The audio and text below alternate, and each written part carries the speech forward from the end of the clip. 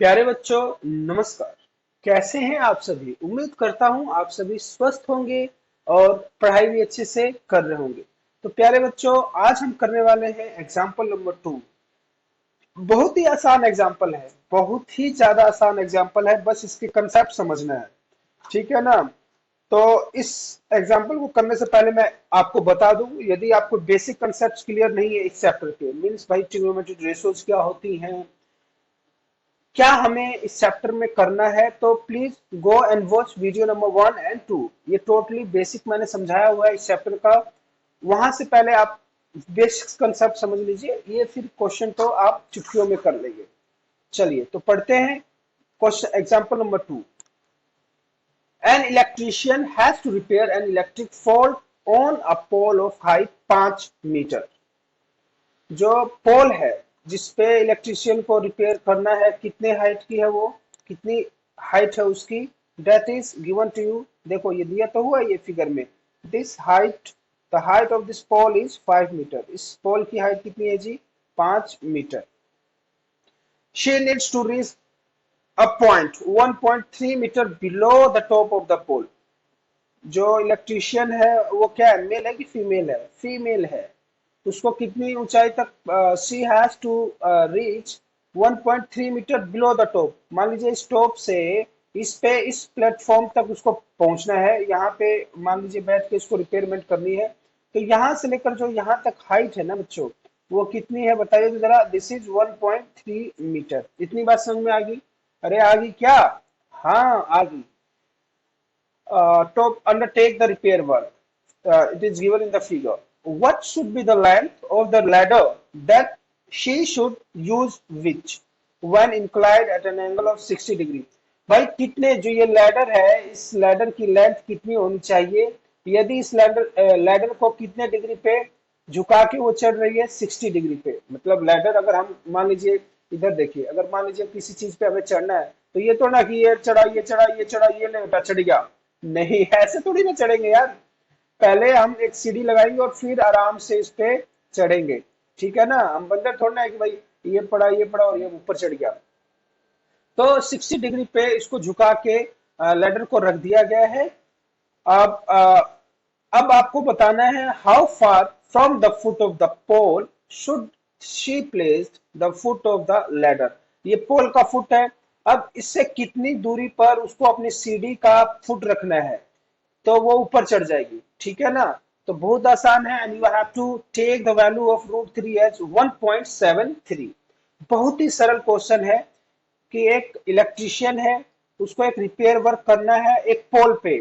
ये पोल कितना हाइट पे है? This pole is of height 5 metre, 5 metre की ऊंचाई पे है। और भाई रिपेयर वर्क करना है तो इसको यहाँ पे खड़ा होके बैठ के थोड़ी ना करेगा। रिपेयर वर्क तो कुछ नीचे कुछ प्लेटफॉर्म बने होगा, वहां पे वो चढ़ के इस पे खड़ा होके वो रिपेयर वर्क अपना करेगा। तो यहां तक जो हाइट है, दिस लेंथ इज 1.3 मीटर। तो इसका मतलब यह है टोटल 5 था। टोटल पोल की लंबाई थी 5। 5 में से 1.3 जरा घटा दो। सो you will subtract 5 minus 1.3। 5 minus 1.3 तो कितना आ जाएगा बच्चों? 7। और 4 में से 1 जाए 3। So you will get 3.7 metre. कितना आएगा आपको? You will get 3.7 metre. इतनी बात समझ में आई? इतनी बात समझ आ गई क्या? तो इसका मतलब ये हुआ कि ये हमारा जो है, जो ट्रायंगल कंसीडर करना है, the triangle which we have to consider, वो कितने हाइट का है? 3.7। हट जा भाई, इरेजर पेन, पेन आ गया। So this is of height 3.7। यहां से लेकर यहां तक की हाइट कितनी है? This would be 3.7। ठीक है जी। अब हमारा क्वेश्चन हो गया आसान। चलिए करते हैं। तो इससे पहले वाला जो एग्जांपल है मैंने बताया था ना भाई, कि उसमें क्या होता है, यदि हमें कुछ फाइंड आउट करना है, यदि हमें फाइंड आउट करना है, we have to find out कि ये जो फुट है, दिस इज द फुट, कितनी दूरी पे रखे। तो हम इसको क्या मान लेते हैं? एक्स मान लेते हैं, चाहे डीसी रहने दो, हार्डली मैटर्स। तो in triangle, in right angle triangle, right angled triangle, in right angle triangle, कौन सा ट्राइंगल है भाई? B, this is B, this is D, and this is C. BDC. Right angle triangle BDC में what is height of BD? आप लिखेंगे ratio, trigonometry ratio बनाएंगे BD over क्या बनाएंगे? DC. BD over DC is equals to tangent 60. Tangent 60 क्यों? B क्या है? P और DC क्या है? B. प्रेम भैया क्या है ये? प्रेम भैया। यदि आपको ये कंसेप्ट सीखना है तो please go and watch this trigonometry ratio जो है आपका चैप्टर नंबर 8 है, पूरी एक वीडियो बनाई हुई है, 4-5 वीडियोज हैं, प्ले लिस्ट बनाई हुई है, वहां पे आसानी से समझाया हुआ है कि ये प्रेम भैया है क्या, क्या कंसेप्ट है। P for perpendicular, PB means Prem भैया, P for perpendicular, B for base. कितना आसान है ना? जब प्रेम तरीका जानोगे, सब ज्ञान जाओगे भूल, और ट्रिग्नोमेट्री लगेगी हलवा और मार्क्स आएंगे फुल। तो प्यारे बच्चों, कहने का मेरा मतलब यही है कि बहुत आसान तरीके से आपको ये चैप्टर हम सिखाने वाले हैं।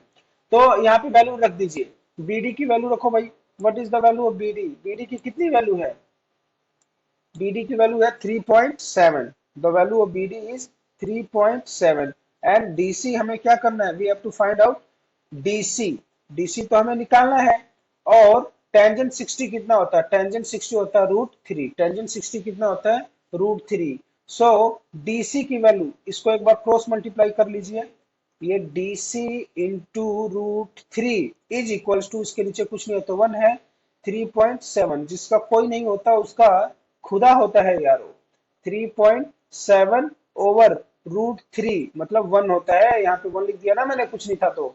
अब देखो ये DC की वैल्यू आपको आ जाएगी, लेकिन DC की वैल्यू ऐसे थोड़ी ना आएगी, रूट में थोड़ी ना इसको हम छोड़ देंगे।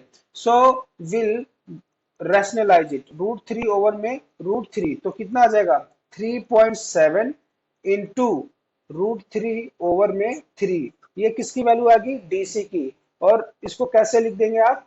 You will write in it into, किसमें लिखेंगे? इसकी वैल्यू इसने दे रखा है ना भाई, √3 की वैल्यू आप लिख दीजिएगा इसको। यहाँ पे हम और करते हैं, DC would be 3.7 into √3 over 3। जब इसको हम सॉल्व करेंगे तो हमें क्या मिलेगा? जैसे इसको काट दो एक बार, 3 1 जा ये हो गया, और 3 2 जा 6, और 3 5 3 3 जा आ गया। ठीक है, ये जब आप काटेंगे इसको तो अप्रोक्स में कितना आ जाएगा? 1 से ये गया, और 3 2 6 आ गया, फिर 1 0 10 आ जाएगा, और 3 3 3 9। जब आप इसको मल्टीप्लाई करेंगे 1.23 इंटू √3 की वैल्यू आपको क्या बताई थी मैंने? √3 की वैल्यू क्या दी हुई है? 1.73।